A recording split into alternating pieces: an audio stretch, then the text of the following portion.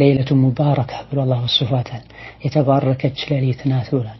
ቁርአን የወረደበት ወር ላይ የምትገኝ ሌሊት ናት። ወሀከዛ ቁርአን መውረድ የጀመረውም ለይለቱል ቀድር ላይ የለይለቱል ቀድር ምሽት ላይ እንደሆነ ዑለሞች ተናግረዋል። ወሀከዛ ይህችን ሌሊት ሰዎች በተለያየ መልኩ ኢባዳ በመስራት የሚያሳልፉ ሲሆን ዋናውና ትልቁ አላህ ሱብሓነሁ ወተዓላ ውዴታውን እንዲሰጠን ወንጀላችንን እንዲምረን ዱዓ ልናደርግበት ይገባል።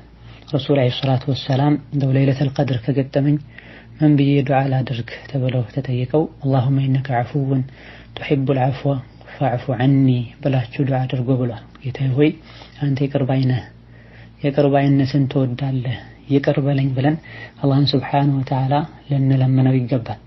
ለይለቱል ቀድርን አላህ ሱብሓነሁ ወተዓላ በግልጽ እንዳትታወቅ ያደረገበት ምክንያት ሰው ልጆች ኸይርን ስራ እየሰሩ መልካም ስራ በማብዛት ወደ አላህ ይቃረቡ ዘንድ ነው። መቼ እንደሆነ ካወቁ ተኝተው ቆይተው በዛች ሌሊት ብቻ ተነስተው ሊሰግዱ ዱዓ ሊያደርጉ አላህን ሱብሓነሁ ወተዓላ ሊለምኑ ይችላሉ።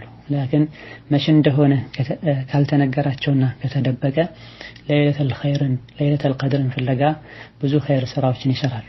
ወሀከዛ ከልቡ አላህን የሚወድ ከልቡ ምህረቱን የሚፈልግና አስመሳዮችም ይለዩ ዘንድ ነው። ከልቡ አላህን ሱብሓነሁ ወተዓላ ማስደሰት የሚፈልግ ነፍሱን ማዳን የሚፈልግ ሰው ጥረት ያደርጋል። ለይለቱል ቀድርን ለማግኘት 10 ሌሊቶችን በሙሉ ይቆማል።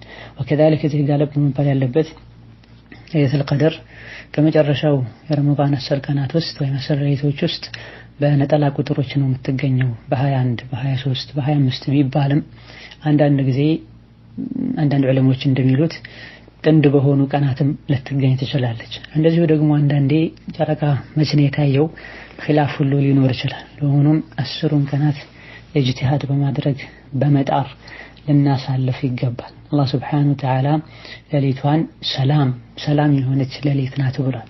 አላህ ሱብሓነሁ ወተዓላ ሰዎችን ከጀሃነም ነፃ የሚያወጣባት ብዙ ምህረቶችን ለሰው ልጆች አጅሮችን የሚሰጥባት ሌሊት ከመሆኑ አንፃር ነውና በአመት አንዴ የሚገኝን የመልካም ስራ አጋጣሚ በአግባቡ ልንጠቀምበት ይገባል።